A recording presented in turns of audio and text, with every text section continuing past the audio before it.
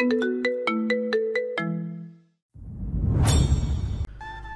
মেঘ আমাকে আগে জানিয়েছে তুমি যে আমাদের নিতে এসেছো এবং বাকিবাসী সবাইকে শুক্রবার যেতে বলেছো আমি তাই আসার সময় আব্বু চাচুদের সাথে কথা বলে এসেছি। তারাও আমার সাথে একমত। তারাও চায় ওরা বৃহস্পতিবার যাক এবং বাকিরা শুক্রবার পৌঁছে যাবে ইনশাল্লাহ। মাহমুদা খান কিছুটা মন খারাপ করে বললেন, ঠিক আছে, তাই হবে। আবির মাহমুদা খানের সামনে গিয়ে ফ্লোরে বসে মাহমুদা খানের হাতে হাত জড়িয়ে শীতল কণ্ঠে বলল, ফুপি প্লিজ তুমি মন খারাপ করো না। বৃহস্পতিবার আমি ওদের নিয়ে সকাল সকাল পৌঁছে যাব। ইদানিং আমি অফিসের কাজে ব্যস্ত থাকি, এই জন্য আর মেয়েকে নিয়ে বাড়িতে টেনশন করতে চাই না। প্লিজ একটু বোঝার চেষ্টা করো ফুপি। মাহমুদা খান মুখে হাসি নিয়ে বললেন, ঠিক আছে বাবা, তুই কিন্তু সকাল সকাল ওদের নিয়ে পৌঁছে যাবি।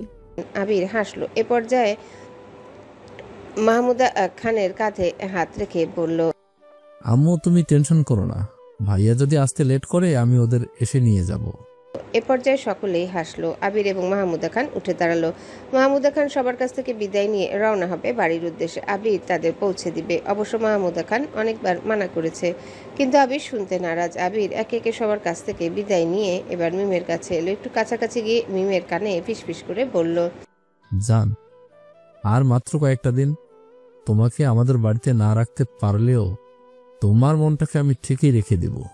মিম অন্যদিকে মুখ করে তাকিয়ে আছে। আরিফের এসব কথা শুনে মিম রাগী লুক করে আরিফের দিকে তাকালো। আরিফ মিমের দিকে তাকিয়ে চোখ মেরে বলল, লাভ ইউ। মিম আরিফের এমন কাণ্ড দেখে চোখ গোল গোল করে তাকিয়ে আছে। এক নজর সকলের দিকে তাকিয়ে আরিফের চাওয়ার পানি দেখলো আর মনে মনে বলল, নির্লজ্জ লোক একটা, মুখে কিছু আটকায় না। আবির মাহমুদা খানকে পৌঁছে দিয়ে জান্নাতের সাথে কয়েকটা কথা বলেই চলে আসলো। রাকিব, লিমন, রাসেল তার জন্য অপেক্ষা করে আছে। প্রায় সন্ধ্যা 6টা বাজে। বন্যার মন কিছুটা ছটফট করছে। বিয়ের পর গত এক সপ্তাহ তানভীর তার কাছাকাছি ছিল। আজ থেকে দৈনন্দিন জীবনে ফিরে গেছে তানভীর। তানভীর একটা সরকারি চাকরি করে। প্রতিদিন 5টার সময় ছুটি হয়ে যায়। এখন সন্ধ্যা 6টার কাটায়। বন্যা যখন এসব ভাবনায় মগ্ন, তখনই হঠাৎ করে একটা হাত তার কোমর জড়িয়ে ধরলো। মুহূর্তে বন্যার শরীরটা ভয়ে ঝাঁকুনি দিয়ে উঠল। বন্যা ঘাড় ঘুরিয়ে পেছনে তাকাতে চাইলে তার গালে ভেজা ভেজা চুলের শীতল স্পর্শ পেল। শরীর থেকে ছুটে আসছে এক ঘ্রাণ, যে ঘ্রাণ বন্যার সুপরিচিত। এই ঘ্রাণ কোনো দামি পারফিউমের নয়, ঘ্রাণ হচ্ছে তার শখের পুরুষ তানভীর খানের। বন্যা বুঝতে পেরে অবশেষে চোখ বন্ধ করে নিল। তার ভেজা ভেজা গালগুলো বন্যার গালের সাথে ঠেকিয়ে বলে উঠল। বন্যা একটু লাজুক হেসে বলল, মিস ইউ টু। বন্যা এবার ঘুরে তানভীরের গলা জড়িয়ে ধরে বলল, কখন এসেছেন? আমি তো দেখিনি। তানভীর মুচকি এসে বলল, ওহ, এবার ছাড়ুন, চা কফি আনবো? ঠিক আছে। রুমেই আছে হয়তো। বন্যা তানভীরের বাহু জড়িয়ে কাঁধে মাথা রেখে বলল, নিশ্চিন্তে থাকুন। তানভীর হেসে বন্যার কপালে একটা গভীর চুমু এঁকে বলল। বন্যা বিদায় জানালো। এবার বন্যা মেঘের রুমে গেল। ননদিনী, আসবো? তোকে কতবার বলবো আমার রুমে আসার জন্য? তোকে পারমিশন নেওয়ার কোনো প্রয়োজন নেই। বন্যা হেসে বলল, যদি আবির ভাইয়ের রুমে থাকতো? তো কি হয়েছে? বাদ দে এসব। মেঘ মিটিমিটি হেসে বলল। তোদের হানিমুন কেমন গেল? বন্যা অন্যদিকে ফিরে মুচকি মুচকি হাসছে। কিরে বন্যা, এদিকে ফির। বন্যা অন্যদিকে তাকিয়েছে। মেঘ আবারও ডাকলো। বন্যা বলল, ভালো। আমি তাড়াতাড়ি ফুপি হবো তো? বন্যা লজ্জায় লাল হয়ে গেছে। মেঘ হেসে বলল, হয়েছে, আর মুখ লুকোতে হবে না। বন্যা একটু স্বাভাবিক হয়ে বলল, বৃহস্পতিবার নিয়ে তোর কোনো প্ল্যান আছে? আছে তো। মেঘ হেসে বলল, হয়েছে, আর লজ্জা পেতে হবে না। বন্যা একটু স্বাভাবিক হয়ে বলল, বৃহস্পতিবার নিয়ে তোর কোনো প্ল্যান আছে? আছে তো। বন্যা আর মেঘ টুকটাক গল্প গুজব করে আবারও নিচে ড্রয়িং রুমে চলে গেল। এদিকে আবির একটা চায়ের দোকানের সামনে বসে মোবারক, রাসেল, লিমন, রাকিব, তানভীর সবার সাথে আড্ডায় মগ্ন। মোবারক তানভীরকে বলে উঠল, কিরে তানভীর, হানিমুন কেমন কাটলো? তানভীর একটু হেসে বলল, হানিমুন যেমন কাটে। এভাবে বলছিস কেন? একটু ডিটেলসে বল। উফ, আর হানিমুন, বউ তো আমাকে দেখলেই পালাই পালাই করে। তানভীরের মুখ থেকে এমন অসহায় বাক্য শুনে আবির সহ সকলেই হো হো করে হাসতে থাকলো। আবির হাসি থামিয়ে বলে উঠল, বিয়ের আগে তোকে সবসময় সাবধান করেছিলাম, বন্যার সামনে কখনো অতিরিক্ত রাগ দেখাস না। এই রাগের প্রতিক্রিয়া বন্যার মেয়েলি মনেও পড়বে, কিন্তু তুই কথা শুনিসনি। ওর সামনে বারবার তামিম আর মিনাজের উপর রাগ দেখিয়েছিস। এবার ঠেলা সামলা, শালা। শালা না, আমি তোমার সম্বন্ধী কথা বলো। আবির চোখ দুটো ছোট ছোট করে তানভীরের দিকে তাকিয়ে বলল, সমন্দির ভাই, আপনাকে আগেই তো বলেছিলাম পার্সোনালি দেখা করবেন, আপনাকে সম্মানের পুজোরে পৌঁছে দেব। এই কথা শুনে এবারও সবাই হেসে দিল। হঠাৎ আবির বলল, তোরা থাক, আমাকে তাড়াতাড়ি বাড়ি ফিরতে হবে, আমার বউ অপেক্ষা করছে। রাকিব অবাক কণ্ঠে বলল, বাড়িতে কি তোর একাই বউ আছে, আমাদের নেই? উফ, তুই বিয়ের আগেও এমন করতি, তখন আমি বুঝতাম। মেয়েকে হারানোর ভয়ে ওর আশপাশে থাকার চেষ্টা করতে সব সময়। তাছাড়া মেঘ সকলের আড়ালে দাঁড়িয়ে তোর জন্য অপেক্ষা করত, তাই তুই অপেক্ষা আর বাড়াতে চাসনি। কিন্তু এখন কি? কিন্তু এখন আমার বউ সদর দরজার দিকে তাকিয়ে আছে, আমার জন্য অপেক্ষা করছে, তাই আমাকে যেতেই হবে। সময় ছুটে চলে তার নিজ গতিতে। দেখতে দেখতে আজ বৃহস্পতিবার। আবির আজকে অফিসে যায়নি। সকাল থেকে মাহমুদা খান বারবার ফোন দিয়ে জিজ্ঞাসা করছে আবির কখন মেঘদের নিয়ে আসছে। আবিরও জানালো দুপুরের আগে পৌঁছে যাবে। তানভীর অফিস ছুটি হওয়ার পর ডিরেক্ট ফুপির বাসায় যাবে। কিছুক্ষণ আগে মেঘ, বন্যা, মিম রেডি হয়ে নিচে নেমে এসেছে। আবির সকালে একটু বেরিয়েছিল, কিছুক্ষণ আগে বাড়ি ফিরে রুমে গিয়ে তৈরি হয়ে নিচ্ছে। হঠাৎ সবাই খেয়াল করলো আবির আর আদি একই রকম পাঞ্জাবি পরে গলায় সানগ্লাস ঝুলিয়ে নিচে নেমে আসছে। মেঘ, মিম, বন্যা তো অবাক। আবির কিভাবে জানলো মেঘদের পূর্ব পরিকল্পনা? মেঘ, মিম আর বন্যা প্ল্যান করেছিল যে আজকে একই রকম ড্রেস পরে সবাইকে অবাক করে দিবে, তাই সকলের অগোচরে অনলাইন থেকে 3টা ড্রেস অর্ডার করেও এনেছে। ওরা এখন এই ড্রেস পরে অবাক হয়ে আবিরের দিকে তাকিয়ে আছে। কিন্তু এ কি, আবির ভাই তো নিজেই ওদেরকে অবাক করে দিয়েছে। আবির নিচে নেমে এসে মেঘের সামনে দাঁড়িয়ে মেঘের হাওয়া হাওয়া মুখটা আঙ্গুল দিয়ে বন্ধ করে দিল। সকলেই মুখ টিপে হেসে দিল। ওরা রওনা হলো মাহমুদা খানের বাড়ি। কিছুক্ষণের মধ্যে পৌঁছে গেল। মাহমুদা খান তো ওদের দেখে মহা খুশি। আরিফ মিমের সামনে দাঁড়িয়ে সকলের উদ্দেশ্যে মিমের দিকে তাকিয়ে বলল, ওয়েলকাম ম্যাডাম। মিম জানে কথাটা আরিফ ওকে উদ্দেশ্য করে বলেছে। মিম মুখ বাঁকিয়ে মাহমুদা খানের কাছে চলে গেল। আরিফের ঠোঁটের কোণে দেখা গেল বাঁকা হাসির রেখা। জান্নাতে সে একে একে মিম, বন্যা, মেঘকে জড়িয়ে ধরল। ইতিমধ্যে আইরিন রুম থেকে বেরিয়ে দৌড়ে এসেছে। আজ বৃহস্পতিবার হওয়ায় আসিফ বাড়িতে নেই। দুপুরে খাওয়া দাওয়া করার পর সবাই কিছুটা রেস্ট নিয়ে আবার আড্ডায় বসেছে। মেঘ তো রেস্ট করতে যেতেই চায়নি। আবির এক প্রকার মেঘকে জোর করে নিয়ে গেছে। সর্বদা মেঘের প্রতি আবির যত্নশীল, কিন্তু বর্তমানে যত্নের পরিমাণটা যেন আরও বেড়ে গেছে। আজকাল কোনো কারণে আবির মেঘের উপর রাগ দেখায় না, নিজেকে সর্বদাই শান্ত এবং ধৈর্যশীল রাখার চেষ্টা করে। আবির সবসময় চায় তার অষ্টাদশী হাসি খুশি মুখে থাকুক, কিন্তু বর্তমানে মেঘের এতটাই মুড সুইং হয় যে তার মুড আবির নিজেই বুঝতে পারে না। মেঘের মুডের অবস্থা এখন এই ভালো এই খারাপ।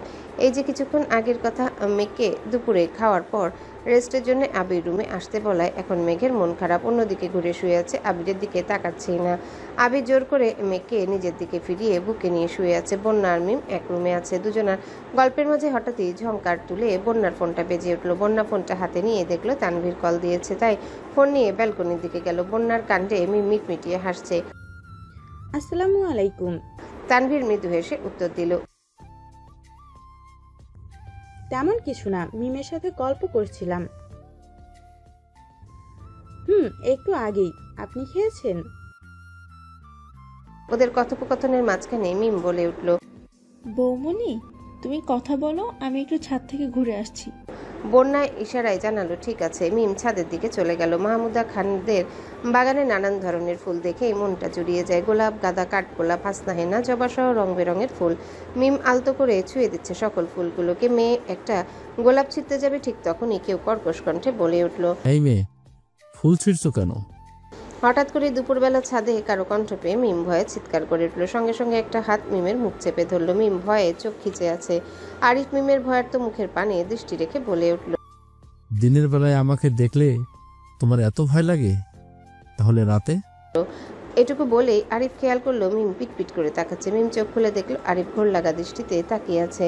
মিম আরিফের চোখের পানে তাকিয়ে ভয়ার্ত চোখে জিজ্ঞাসা করলো, আপনি? আরিফ একটু রহস্যময় হেসে বলল, আমি। ভয় পেয়েছো জান? মিম নিজেকে একটু সামলে দাঁত খিচিয়ে বলে উঠল, ভয় পাবো কেন? আর আপনি কোথা থেকে একটু পরপর উদয় হন বলুন তো? তোমার হৃদয় থেকে, তোমার অন্তর থেকে। মিম একটা দীর্ঘশ্বাস ফেলে বলল, পাগল লোক। আমি পাগল না, তুমি পাগলি।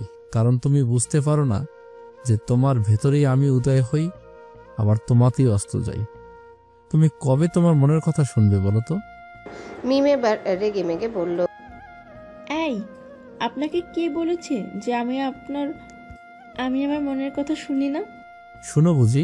বলতে বলতেই আরিফ কিছুটা মিমের সামনে চলে আসলো। মিমও আরিফের সাথে তর্ক করতে করতে পিছাচ্ছে। হঠাৎই আরিফ মিমের পেছনে ছাদের কার্নিশে 2 হাত রেখে বলল, মিম, আর না। মিম একটু পেছনে ঘুরে দেখলো আস্তে আস্তে ছাদের একেবারে কিনারে চলে এসেছে। বুঝতে পেরেই একটা ভয়ার্ত ঢোক গিলল। আরিফ মিমকে একটান দিয়ে সামনের দিকে ঘুরিয়ে বলল, জান, একবার আমার হয়ে যাও, সারা জীবন যত্ন সহকারে রেখে দিব। যত খারাপ পরিস্থিতি আসুক, কখনোই তোমার হাত ছাড়বো না। মিম সামনের আকাশের দিকে ফিরে তাকিয়ে আছে, আর আরিফ পেছন থেকে তার 2 বাহু ভেতরে মিমকে রেখে ছাদের কার্নিশে 2 হাত রেখে দাঁড়িয়ে আছে। মিমের গায়ে আরিফের একটু স্পর্শও লাগছে না, তবু মিমের হাত পা যেন অসাড় হয়ে আসছে, শরীরটা যেন মৃদু মৃদু কাঁপছে। কাঁপা কাঁপা কণ্ঠে মিম বলে উঠল, ছাড়ুন, আমায় যেতে দিন। আরিফ একটু নেশালো কণ্ঠে বলল, একবার আমার হয়ে যাও না মিম। তুমি বিহনে আমার এই একাকিত্ব আমাকে আগুনের চেয়েও মারাত্মক দহন করে। তোমাকে ছাড়া আমি আর বাঁচতে পারছি না।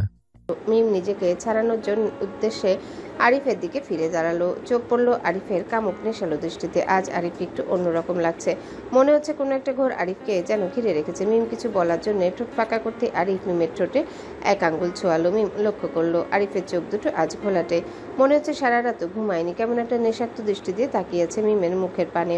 হঠাৎই মিমের মনে হলো আরিফ তার দিকে ঝুঁকে আসছে। মিম অন্যদিকে ফিরে চোখ খিচে বন্ধ করে রেখেছে। তারপর কি ভাবলো কে জানে, উত্তেজিত হয়ে আরিফের গালে ঠাস করে কষিয়ে একটা চড় বসিয়ে দিল। সঙ্গে সঙ্গে ছুটে পালাতে চাইলো, কিন্তু আরিফের পুরুষালী একটা হাত মিমের আরেক হাত টেনে ধরলো। আরিফ মিমের দিকে না তাকিয়ে সামনের দিকে ফিরে বলল, মিম, তুমি আমায় চিনতে পারলে না। যখন তুমি আমাকে বুঝবে, পাওয়ার জন্য বারবার খুঁজবে, হয়তো তখন আমি তোমার জীবনে এক্সিস্টই করব না। বলেই মিমের হাতটাকে ছেড়ে দিল। মিমও ছুটে নিচে চলে গেল। আরিফ এক নজরে দূর আকাশের দিকে তাকিয়ে আছে, দীর্ঘশ্বাস ফেলে বলল, তুমি কি করে আমাকে এতটা নিজ ভাবতে পারলে? আমি তো শুধু তোমার কপালটা ছোঁয়াতাম। দুপুরের কড়া রোদের পাশাপাশি মানুষের শরীরে ছায়াটাও যেন বিদায় নিয়েছে। একটা ঘর্মাত্মক দুপুর পার হয়ে ধরণীতে দেখা দিয়েছে এক স্নিগ্ধ বিকেল। দুপুরের ঘটনার পর মিম আর বাহিরে বের হয়নি, যদি চোখে চোখ পড়ে যায় আরিফের সেই ভয়ে। মিম জানে আরিফ তাকে কিছুই বলবে না, এমনকি বাড়ির কাউকে এ ব্যাপারে অবগত করবে না। তাও এক অনাকাঙ্ক্ষিত ভয় যেন তাকে জাগিয়ে ধরেছে। মিমের কি এক অদ্ভুত বিশ্বাস আরিফের প্রতি। মিম জানে আরিফের দ্বারা তার কোনো ক্ষতি কোনো কালেই সম্ভব নয়। দুপুরের এই অনাকাঙ্ক্ষিত ঘটনাটি মিমকে এখনও তাড়া করে বেড়াচ্ছে। সেটা কি একমাত্র আরিফের প্রতি ভয়? না, সেটা কেবলই অপরাধবোধ। আরিফের প্রতি মিমের আকস্মিক কর্মকাণ্ড আরিফের পাশাপাশি মিমকে এক অদ্ভুত দহনে পুরাচ্ছে। আরিফ কি তা জানে? হয়তো না, আবার হয়তো হ্যাঁ। সদ্য যৌবনে পা দেওয়া কিশোরী মিম নিজের মনটা অনেক আগে আরিফের নামে লিখে দিয়েছে, কিন্তু কি লজ্জা, এই কথা তার মন স্বীকার করলেও তার মস্তিষ্ক মানতে চায় না। কি করেই বা মানবে? দীর্ঘ 27 বছর আগে এই একই প্রেমঘোরের কারণে এই বাড়ির একমাত্র আদরের মেয়ের সাথে সম্পর্ক বিচ্ছিন্ন হয়েছিল খান বাড়ির। আবির আর মেঘাপু এই বাড়িরই ছেলে মেয়ে, তাদের ব্যাপারটা সম্পূর্ণরূপে আলাদা। কিন্তু মিম আরিফকে ভালোবাসলে যদি ফুপ্পির সাথে আবারও সম্পর্কের বিচ্ছেদ ঘটে, তাহলে তো ফুপ্পি ভিতর থেকে এবারে শেষ হয়ে যাবে। সেই কলঙ্ক মিম নিজের কাঁধে কখনোই নিতে পারবে না। মেয়ে মানুষ অল্প বয়সে যেন নিজের ম্যাচুরিটি পরিচয় দেয়, এই কিশোরী যেন তার জলজান্ত প্রমাণ। হয়তো আরিফ তা ভাবছে না, তাই এক গভীর সম্পর্কে নিজেকে আটকাতে চাচ্ছে। আবার এটাও হতে পারে আরিফও একই চিন্তায় বিভোর, কিন্তু তার মন তা মানতে চায় না। এত কিছু হাবিজাবি ভাবনার মাঝে বাহিরের ড্রয়িং রুমে শোরগোল শুনে মিমের ধ্যান ভঙ্গ হলো। সবার কথা একত্রে ড্রয়িং রুমে শোনা যাচ্ছে। মিম ছুটে গেল ড্রয়িং রুমে, দেখলো তানভীর এসেছে।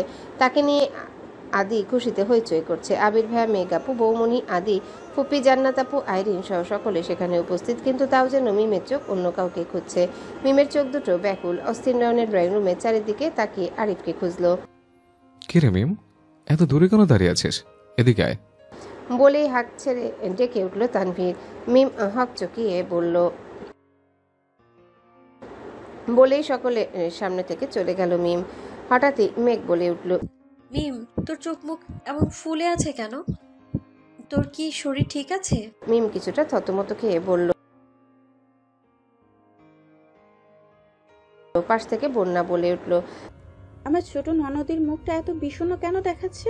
মিম মুখটাকে একটু কাচুমাচু করে বলল,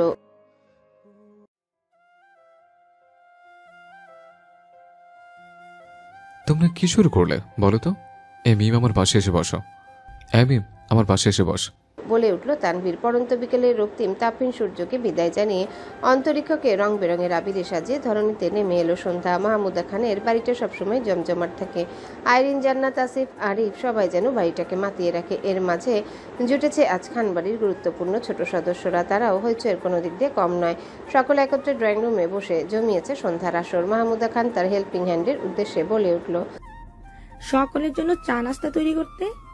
চায়ের সাথে সাথে সন্ধ্যার আড্ডাটা বেশ ভালোই জমবে মনে হয়। আবির কখন থেকেই নিজের ফোনটা হাতে নিয়ে স্ক্রল করে যাচ্ছে। হঠাৎই মেঘ সকলের উদ্দেশ্যে বলে উঠল, চল আমরা সবাই কোনো খেলা খেলি। মেঘের হঠাৎ প্রস্তাব শুনে সকলে সায় দিল। আবির আর মিম সায় দিল না। মেঘের এই সময় খেলার কথা শুনে আবির কখন থেকে ভ্রু কুচকে নিঃশব্দে তাকিয়ে আছে। হঠাৎই চার চেহারাটা যেন বড্ড গুরুগম্ভীর হয়ে উঠল। কিন্তু মেঘ তো তা লক্ষ্যই করেনি। মেঘ তো মিমের সাথে কথা বলায় ব্যস্ত। কিরে মিম, তুই খেলবি না কেন? তোর আজ আবার কি হলো বলতো? বলেই প্রশ্নের তীর ছুড়ে দিল মিমের দিকে। মিম একটু ইতস্তত কণ্ঠে বলে উঠল। মেঘ চোখ ছোট ছোট করে মিমের মুখ পানে তাকিয়ে আছে। তোর মতি গতি আমি ঠিক বুঝতে পারছি না। এই ভালো তো এই খারাপ। অসুখটা কোথায়, তোর মনে নাকি শরীরে? মেঘের দুষ্টুমি বুঝতে পেরে মিম একটা দীর্ঘশ্বাস ফেলল। এবার মেঘ একটু কটূক্তি সুরে বলে উঠল, বুঝেছি, তোর জন্য একটা ডক্টর জামাই লাগবে। মিমকে বলা মেঘের এরকম কথা শুনে সবাই হুহু করে হেসে দিল। স্টপ ইট, এখানে কোনো খেলা হবে না। তুমি মিমকে কেন জোর করছো যেখানে তুমি নিজে খেলতে পারো না? বলেই মেঘের মুখ পানে কটমট করে তাকালো আবির। মেঘ মনে হয় একটু ভয় পেল। হ্যাঁ, ভয় এই জিনিসটা একটা সময় সে রোজ পেত।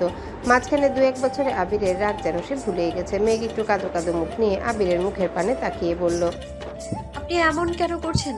সবাই মিলে একসাথে খেলে মজা হবে অনেক। বন্যা, তানভীর, জান্নাত সকলেই যেন নীরব দর্শক। আবিরের নজর মেঘের কাঁদো কাঁদো মুখের দিকে পড়ায়। তার চেহারায় গম্ভীর্য যেন আকস্মিক।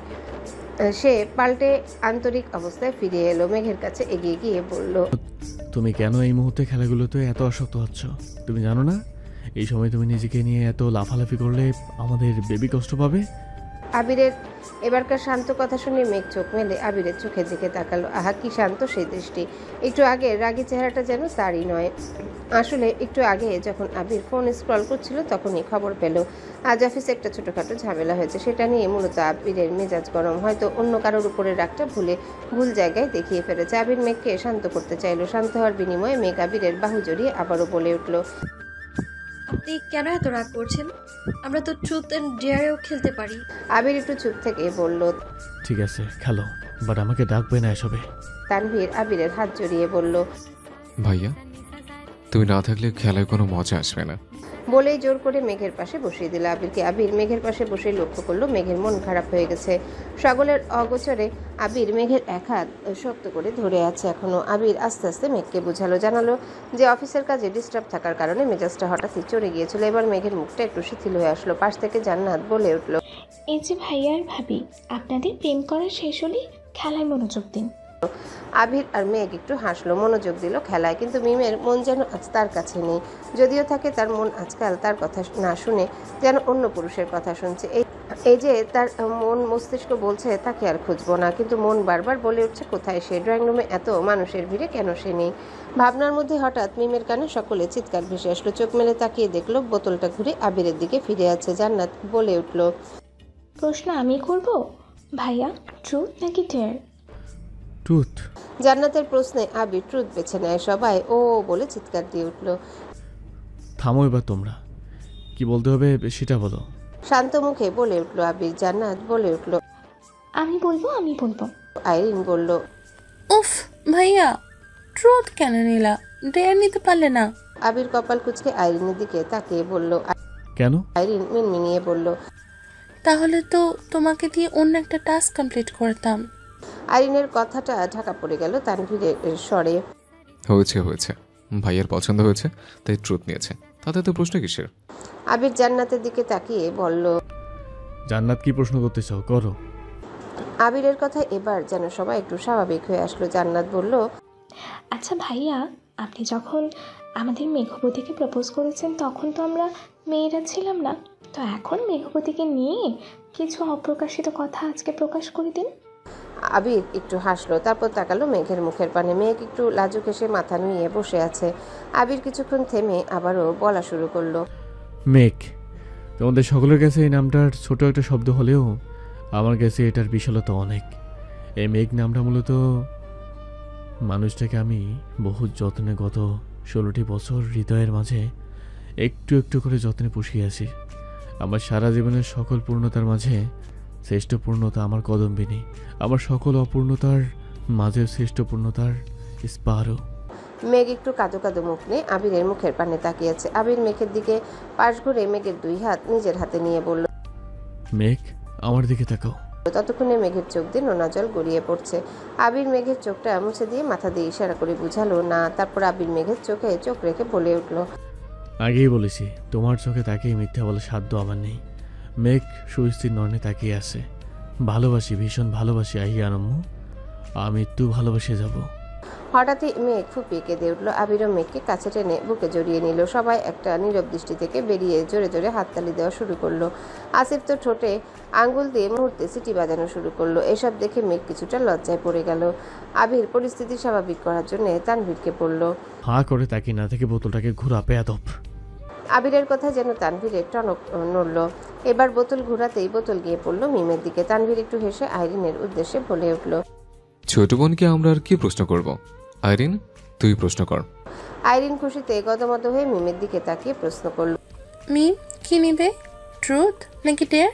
মিম অন্যমনস্ক হয়ে উত্তর জানালো। এবার আইরিন বলল, ওকে ফাইন, একটা গান শোনাও। ভালোবাসি বেশি, প্রকাশ করি কম। এত সুন্দর একটা গান শুনে যেন করতালির প্রতিযোগিতা চলছে। সবাই মিমের প্রশংসায় পঞ্চমুখ। মাহমুদা খানের ড্রয়িং রুম করতালিতে মুখরিত। ঠিক তখনই বাহির থেকে আরি বড় বড় পা ফেলে তার নিজের রুমের দিকে চলে গেল। দেখে বোঝাই যাচ্ছে যে সেই মাত্র বাড়ি ফিরেছে। মিম মনে মনে বলল, আমার উপর এত রাগ, একবার ফিরেও তাকালেন না।